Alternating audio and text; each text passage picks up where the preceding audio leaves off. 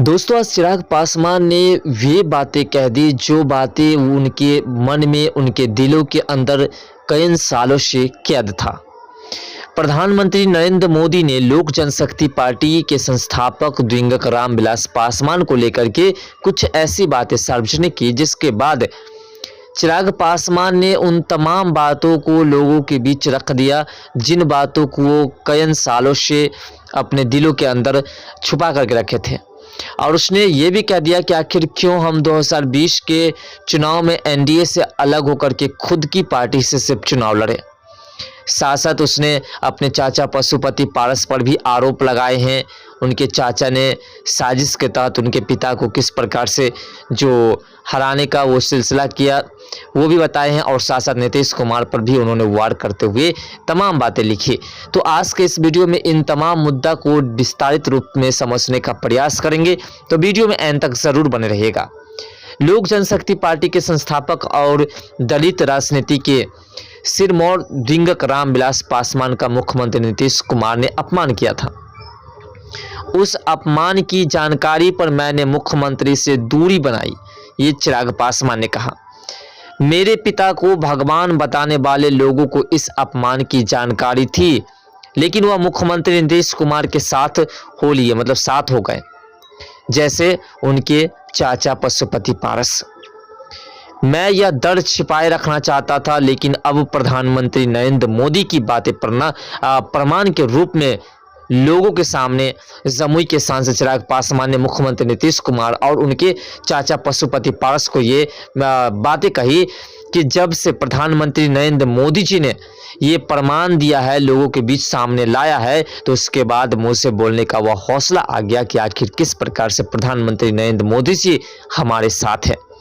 वो पल आपको याद होगा जब प्रधानमंत्री मोदी जी ने चिराग पासवान को गले लगाया था, और उस वक्त से चिराग पासवान मोदी जी के हनुमान बन चुके थे, और उसी वक्त से तमाम विपक्षी पार्टियों के तमाम नेता चिढ़ने लगे प्रधानमंत्री मोदी से कि आखिर कैसे ये इस तरह के कार्य कर सकते हैं। 2020 के चुनाव में राष्ट्रीय जनतांत्रिक गठबंधन से अलग चुनाव लड़ने की वजह का भी इसमें पूरा खुलासा किया उसने। प्रधानमंत्री मोदी ने तेलंगाना में चुनाव प्रचार के दौरान कहा था कि दलितों का सम्मान सिर्फ भाजपा करती है। नीतीश कुमार खुद को पिछड़े दलितों का हितैषी बताते हैं, लेकिन जब दलितों के सम्मान्य नेता रामविलास पासवान को राज्यसभा भेजने में उन्हें मदद करनी चाहिए थी तो पीछे हट गए।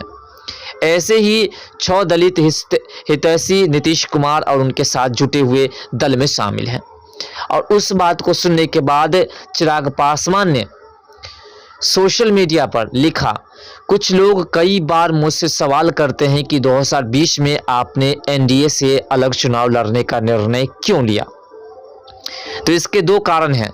पहला कारण, मुझे तब भी यकीन था कि मुख्यमंत्री नीतीश कुमार जी के नेतृत्व में बिहार का विकास संभव नहीं है। यानी कि उस वक्त भी चिराग पासवान पूरे होश हवास के साथ जानते थे कि किसी भी तरीके से नीतीश कुमार बिहार के विकास नहीं कर सकते हैं। ये इसका पहला पहलू था। और दूसरा यह कि जिस तरह नीतीश कुमार जी ने मेरे पिता का अपमान किया था, उससे कोई पुत्र सह नहीं सकता था। मैं उस व्यक्तिगत पीड़ा को अपने अंदर ही समेटे रखना चाहता था, लेकिन तेलंगाना में आदरणीय प्रधानमंत्री ने इस बात का जिक्र मंच से किया, तो मुझे लगता है कि मैं साथियों के उस प्रश्न का जवाब अब देने की स्थिति में हूँ। आभारी हूँ आदरणीय प्रधानमंत्री के बात को सार्वजनिक करते हुए याद किया कि कैसे राज्यसभा चुनाव के वक्त मुख्यमंत्री ने हम लोगों के साथ सामंती व्यवहार किया था। यानी कि तेलंगाना में जब प्रधानमंत्री मोदी जी ने ये कहा था कि रामविलास पासवान जी जब दलितों की बात करने के लिए आगे बढ़ रहे थे, तो उस वक्त नीतीश कुमार ने उसके पांव खींचने की कोशिश की। तो ऐसी बातें जब प्रधानमंत्री मोदी जी ने रामविलास पासवान जी के बारे में कहे, उसके बाद चिराग पासवान जी को लगा कि हाँ, प्रधानमंत्री मोदी जी जिन बातों को कह रहे हैं वो बातें हमारे दिलों के अंदर पहले से बसे हुए हैं।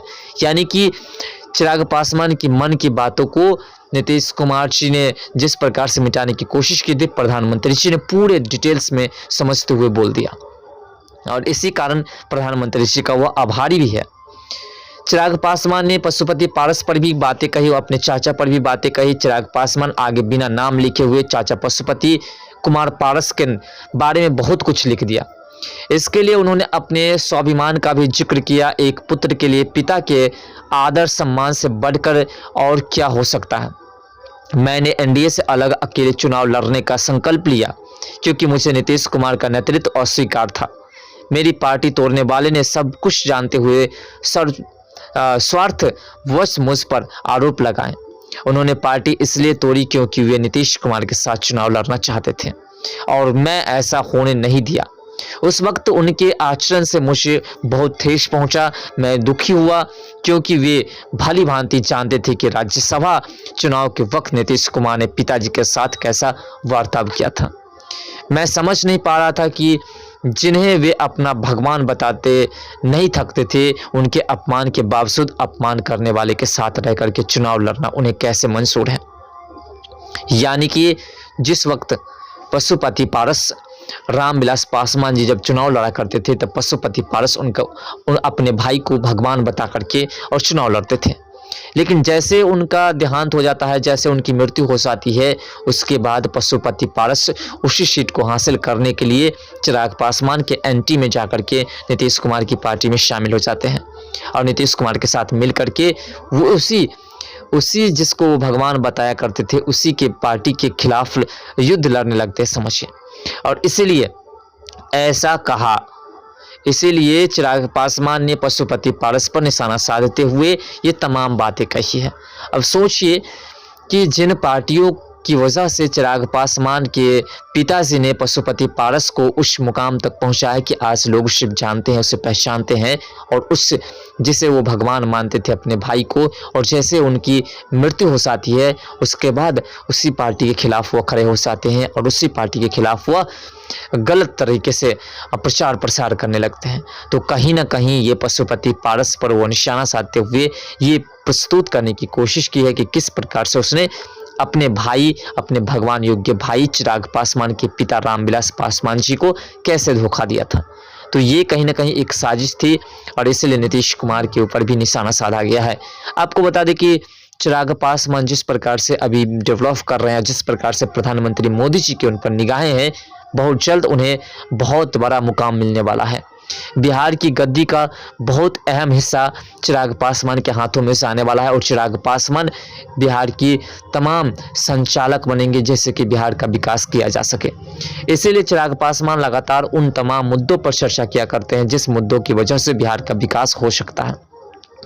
कहीं ना कहीं चिराग पासवान उस रास्ते को अपनाने की कोशिश करते हैं जिस रास्ते की वजह से बिहार का विकास होगा, क्योंकि नीतीश कुमार के बारे में उन्हें पहले 2020 में ही पता था और जब नीतीश कुमार ने एनडीए के साथ मिलकर के चुनाव लड़ा था तो उस वक्त भी चिराग पासवान ने कहा था कि ये धोखा देगा क्योंकि इनके बस की बात नहीं है बिहार का विकास करना, और ऐसा ही हुआ।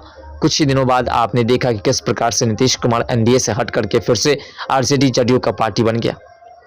तो इसी बात को लेकर के चिराग पासवान उसी वक्त से दुखी थे और उसी वक्त से उनसे वह नाराज थे। तो आज चिराग पासवान ने उन तमाम विवरणों को डिटेल्स कर दिया जिस विवरण की वजह से, यानी कि पशुपति पास ने किस प्रकार से उनके पिता को धोखा दिया था और किस प्रकार से नीतीश कुमार ने सपने दिखा करके बिहार को विकास की श्रेणी से काफ़ी दूर रखा। तो दोस्तों यही थी जो कि चिराग पासवान ने अपने पिता के अपमान का बदला लेने का एक नया रास्ता अपनाया है। तो इस तमाम मुद्दों के बारे में अगर आपका कोई विचार हो तो कमेंट सेक्शन में अपना राय जरूर दीजिएगा। तो मिलते हैं नेक्स्ट वीडियो के साथ, तब तक के लिए बाई। जय हिंद, जय भारत, जय बिहार, जय मिथिला, जय समाधि।